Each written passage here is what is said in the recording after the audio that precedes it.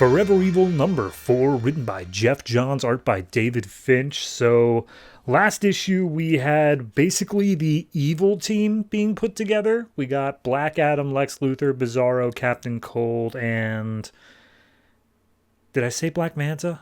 He's also in that. Black Adam and Black Manta. It gets a bit confusing. Regardless, the team gets put together. So this issue opens up with Batman leading Catwoman to the Batcave. He gets her blindfolded and she's like, oh, I've always imagined this, but I thought it'd be for different reasons. And he's like, yeah, okay. Anyway, and he takes off the thing and shows her the Batcave, and she's like, wow, all right, so you've got like a full man cave thing going on here. What's with the giant dinosaur? And he just straight up ignores her pretty much the whole time. It's just like, okay. So all of the computers in the world are under the crime syndicate's control, which means all of my fancy gadgets are pretty much moot at this point.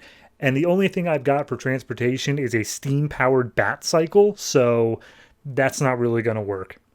We got to figure out a different way to get around. And Catwoman's basically like, hey, look, I don't really care about all that other stuff. Like, you are obviously not okay right now. Like, there's a lot going on here. You've got huge things, but like, you won't even let me in on the plan. And Batman basically says, like, yeah, people who get close to me get hurt. Look what happened to Dick Grayson, who I will not confirm my relationship with. And he's just like, all right, whatever, fair enough, but it's not your fault. He's the one who got involved in this life. And Bruce is, of course, like, yeah, but it is my fault. So Bruce takes her over to the contingency plans for the whole Justice League, and he opens all of them up for the most part. Superman's, he pulls out a kryptonite ring. Green Lantern's, he pulls out a Sinestro Core ring that he has, but it has like barely any charge left. He pulls out a lightning rod from the future in order to take down Flash. For, I'm not even sure who, I think Cyborg. There's a mother box, but Batman can't figure out how to turn it on, and he also wants to use that for transport, so that's their number one focus. Wonder Woman's box is empty, and they don't even bother opening Aquaman's because their Aquaman is dead in the crime syndicate. So Batman's like, all right, so for Atomica, for Superwoman, and for Deathstorm, we'll just have to improvise. But everyone else, hopefully this stuff will work.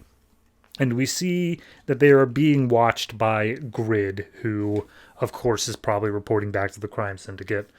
So then we cut over to, I don't know what to call them, Lex Luthor's gang, and Lex is using electric shocks from his power suit to try to revive Black Adam, and he's just monologuing internally of like, people see different things when they see Lex Luthor. For instance, some see me as a genius, some see me as a leader, some see me as a shark waiting for blood in the water, but nobody sees me as just an ordinary person. And he compares each of those to like different members of the group here.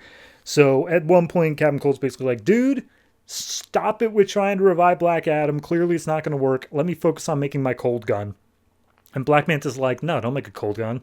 How do you even know how to make a cold gun? He's like, yeah, I memorized how to do it. Even though I'm a normal guy who didn't even graduate high school, I know how to make a cold gun.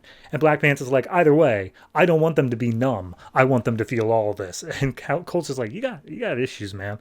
So at that point, Lex Luthor explains his plan. He's like, yeah, so I've seen Ultraman. He's been huffing kryptonite and avoiding sunlight, so clearly he still has weaknesses that are like similar to our world's Superman. So if that's the case, all of the crime syndicate must have him, and that's what we're going to do. And then Black Adam sits up, his jaw is still completely broken, but he's like, I'm in. And Captain Cold says, yeah, I think he says he's in, and I'm in too, so let's take down the crime syndicate. So we cut to the Utah Salt Flats where Metallo is attacking a military base. Ultraman comes in, just like, hey, Metallo, come here. And he's like, oh, geez, sorry, I thought you were Superman for a second. You scared me. And then Ultraman just rips out his kryptonite heart and starts huffing it. And at that point, Superwoman comes down just like, hey, man, you look so pathetic and weak having to go around and, like, try to scrape out what little kryptonite you can. And Ultraman's like, what do you want, man? Get out of here. And she reveals that, I think it was over in Justice League number 25. I could be wrong, but basically she overheard Owlman trying to recruit Nightwing onto his side, and that they have a plan against the rest of the crime syndicate. And it's at this point that Ultraman is like, you know, I can hear the heartbeat inside of you. I know that you're pregnant. When were you going to tell me? And she's like, oh, well, I mean, of course it's yours. And I was just waiting for the right moment. I was waiting until we were safe and alone. And Ultraman puts forward the thing of basically he's not going to feel safe until he's consumed enough kryptonite to take out the alien that destroyed their world. And Superwoman's like, yeah, but he's not coming. Like, that's not something you need to worry about. So at this point, we see Ultraman basically saying, like, yeah, look, I'm not going to be strong for the baby. I'm going to be strong for me. So then we cut over to Central City where Powering and Deathstorm are. Deathstorm, that's a whole thing going over in Rogue's Rebellion. But if you remember, I think from last issue, Captain Cold went through one of Mirror Master's portals and then Powering broke it. So Deathstorm's like, you idiot. I could have followed them if you didn't break it. You suck, Powering. And Powering's like, I'm sorry, I do. So Ultraman calls up Deathstorm and basically says, hey man, your only priority right now is kryptonite making. You figure out how to do that and don't worry about anything else.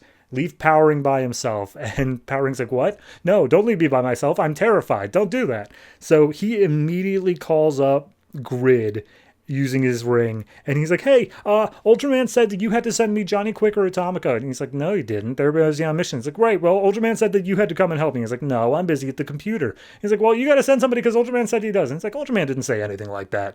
You should be on your own, but I recognize that you're an idiot, so I'm going to send you help anyway. And he's like, all right, thank you, stupid robot. So we see Lex Luthor and his gang making their way through the sewers underneath, I guess it's Gotham. And essentially they're all already like pissed off at each other. Black Adam's saying that they should be doing things a certain way, and Lex is like, well, here's the thing. Your way got your jaw snapped and left you for dead. So I'm going to go ahead and ignore your plans because so far they've all been stupid. And if you agree with this, go ahead and grunt. And Black Adam is clearly not happy. So Black Manta comes up and says, hey, there's an old sewer tunnel. It should lead right underneath the place we're going, the storage facility.